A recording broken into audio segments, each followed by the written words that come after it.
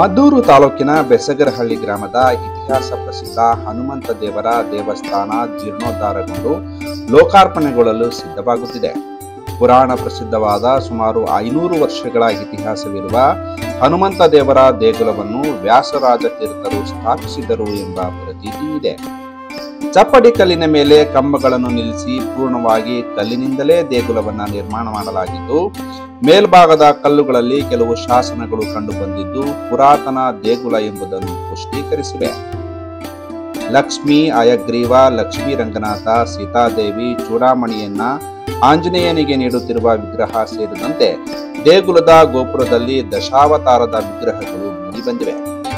ಪುರಾತನ ಕಾಲದಲ್ಲಿ ಕೋಟೆಯಾಗಿದ್ದ ಬೆಸಗರಹಳ್ಳಿ ಗ್ರಾಮದ ಒಳಿತಿಗಾಗಿ ಹಾಗೂ ಭಕ್ತರ ಕೋರಿಕೆಯನ್ನು ಈಡೇರಿಸುವ ದೈವವಾಗಿದ್ದರಿಂದ ಹಿಂದೆ ಹನುಮಂತ ದೇವರನ್ನು ಕೋಟೆ ಆಂಜನೇಯ ಸ್ವಾಮಿ ಎಂದು ಕರೆಯುತ್ತಿದ್ದರು ಎಂಬ ಬಗ್ಗೆ ಉಲ್ಲೇಖಗಳಿವೆ.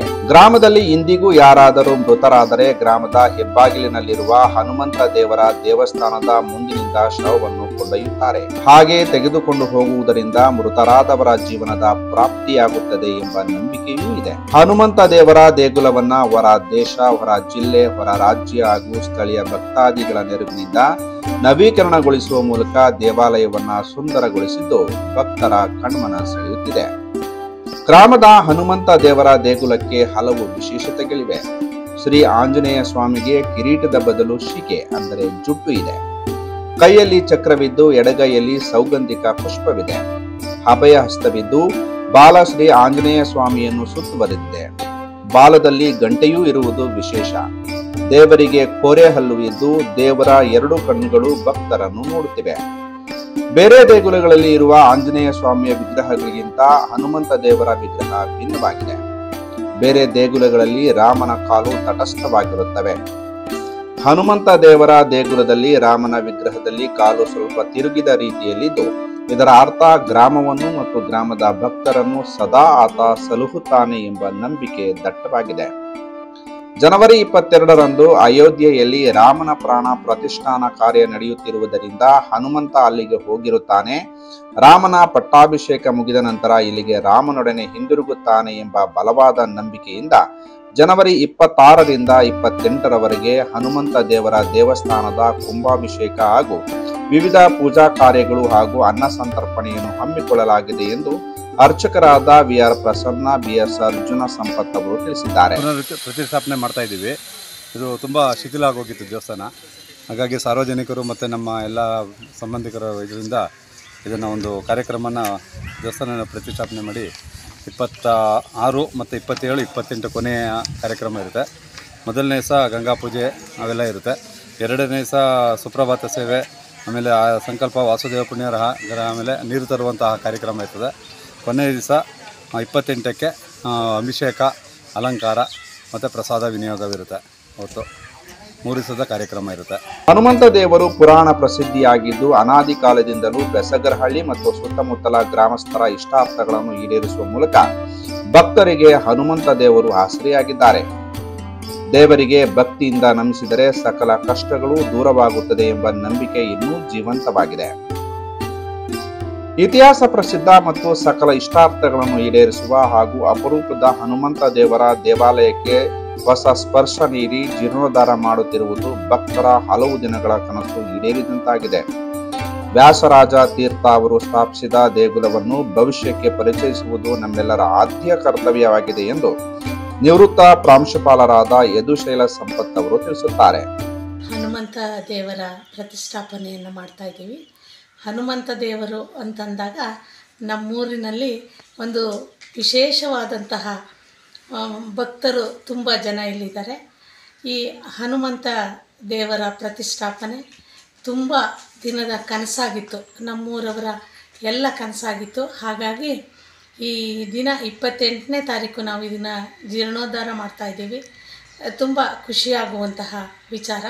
ಜೊತೆಗೆ ನಮ್ಮೂರ ಹನುಮ ಅಂದಾಗ ಸ್ವಲ್ಪ ಸ್ಪೆಷಲ್ಲೇ. ಯಾಕೆ ಅಂತಂದರೆ ಈ ಹನುಮಂತನಿಗೆ ಆ ಹನುಮಂತನ ಬಾಲ ತಲೆ ಸುತ್ತ ಇದೆ, ಅದ್ರ ಜೊತೆಗೆ ಗಂಟೆ ಇದೆ ಅದರಲ್ಲಿ, ಆಮೇಲೆ ಕೈಯಲ್ಲಿ ಚಕ್ರ ಇದೆ, ತಲೆಯಲ್ಲಿ ಶಿಕೆ ಇದೆ, ಒಂದು ಅಭಯ ಹಸ್ತವನ್ನು ಕೂಡ ನೀಡ್ಕೊಂಡಿದೆ.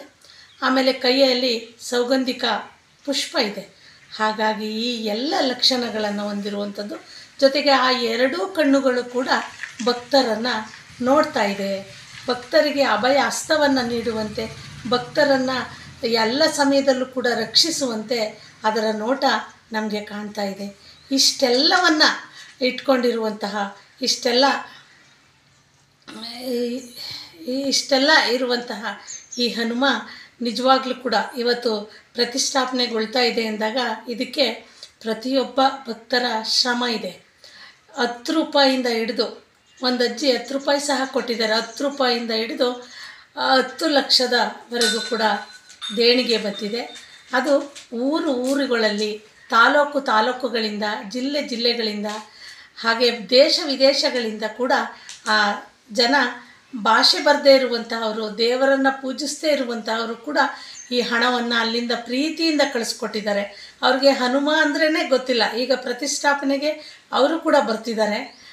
ಅವರು ಒಂದು ಸಂತೋಷ, ಒಂದು ಸ್ನೇಹಿತ್ವದಿಂದ ಆ ದೇವರ ಬಗ್ಗೆ ನಾವು ಹೇಳಿದ ಮೇಲೆ ಆ ಭಕ್ತಿಯಿಂದ ಅವರೆಲ್ಲರೂ ಕೂಡ ಬರ್ತಾ ಇದ್ದಾರೆ.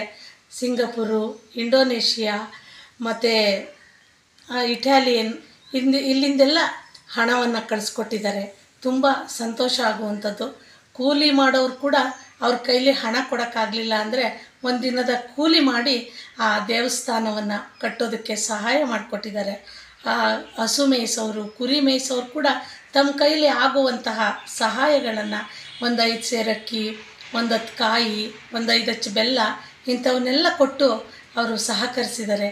ಇಂಥದ್ದನ್ನೆಲ್ಲ ನಮ್ಗೆ ಹೇಳೋಕ್ಕೆ ತುಂಬ ಸಂತೋಷ ಆಗ್ತಿದೆ. ಹಾಗಾಗಿ 26ರಿಂದ ಈ ಪ್ರತಿಷ್ಠಾಪನೆ ಪ್ರಾರಂಭ ಆಗುತ್ತೆ. 26ಕ್ಕೆ ಧ್ವಜಾರೋಹಣ ಇದೆ, 27ಕ್ಕೆ ಹೋಮಗಳಿದೆ, 28ಕ್ಕೆ ಕುಂಭಾಭಿಷೇಕ, ಮಹಾಮಂಗಳಾರತಿ ಇದೆ. ತಾವೆಲ್ಲರೂ ಕೂಡ ಬಂದು ಈ ದೇವರ ಕೃಪೆಗೆ ಪಾತ್ರರಾಗಬೇಕು ಅಂತ ಹೇಳಿ ನಿಮ್ಮಲ್ಲಿ ವಿನಂತಿಸ್ಕೊಳ್ತೀನಿ. ದೇವಸ್ಥಾನ ಸುಮಾರು 500 ವರ್ಷಗಳ ಇತಿಹಾಸ ಇದೆ. ಇದನ್ನು ವ್ಯಾಸರಾಯರು ಸ್ಥಾಪನೆ ಮಾಡಿದ್ರು ಅನ್ನುವಂತಹ ಮಾತುಗಳನ್ನು ನಾವು ಕೇಳಿದ್ದೀವಿ. ಸುಮಾರು ದೇವಸ್ಥಾನಗಳನ್ನು ವ್ಯಾಸರಾಯರು ಸ್ಥಾಪನೆ ಮಾಡಿದ್ದಾರೆ. ಅದರಲ್ಲಿ ನಮ್ಮ ಬೆಸಗರಳ್ಳಿ ಕೂಡ ಒಂದು. ಇದು ಬೆಸಗರಳ್ಳಿಯ ಕೋಟೆಯ ಬಾಗಿಲ ಹತ್ತಿರನೇ ಇರೋದರಿಂದ ಇವತ್ತಿಗೂ ಕೂಡ ಮರಣ ಹೊಂದಿದಂತಹ ಪ್ರತಿಯೊಬ್ಬರನ್ನು ಕೂಡ ಆ ಬಾಗಿಲಿನಲ್ಲೇ ತೆಗೆದುಕೊಂಡು ಹೋಗುವಂಥದ್ದು ಪ್ರತೀತಿ. ಹನುಮ ಅಂತಂದರೆ ನಮ್ಮೂರನ್ನು ಕಾಪಾಡ್ತಾನೆ, ನಮ್ಮನ್ನೆಲ್ಲ ಕಾಪಾಡ್ತಾನೆ ಅನ್ನುವಂತಹ ಭಾವನೆ ನಮ್ಮೂರ ಎಲ್ಲ ಜನರಿಗೆ, ಅಕ್ಕಪಕ್ಕದ ಹಳ್ಳಿಯ ಎಲ್ಲ ಜನರಿಗೂ ಕೂಡ ಇದೆ. ಹಾಗಾಗಿ ತುಂಬ ಜನ ಭಕ್ತರು ಈ ಕಾರ್ಯಕ್ರಮಕ್ಕೆ ಬರ್ತಾ ಇದ್ದಾರೆ. ಹನುಮಂತ ದೇವರ ದೇವಾಲಯ ಹೊಸತನದಿಂದ ಕೂಡಿದ್ದು, ಹನುಮಂತ ದೇವರ ಜೊತೆಗೆ ಗೋಪುರದಲ್ಲಿ ದಶಾವತಾರದ ವಿಗ್ರಹಗಳು ಸ್ಥಾಪಿಸುವ ಮೂಲಕ ಭಕ್ತರ ಆಕರ್ಷಣೆಗೆ ಕಾರಣವಾಗಿದೆ.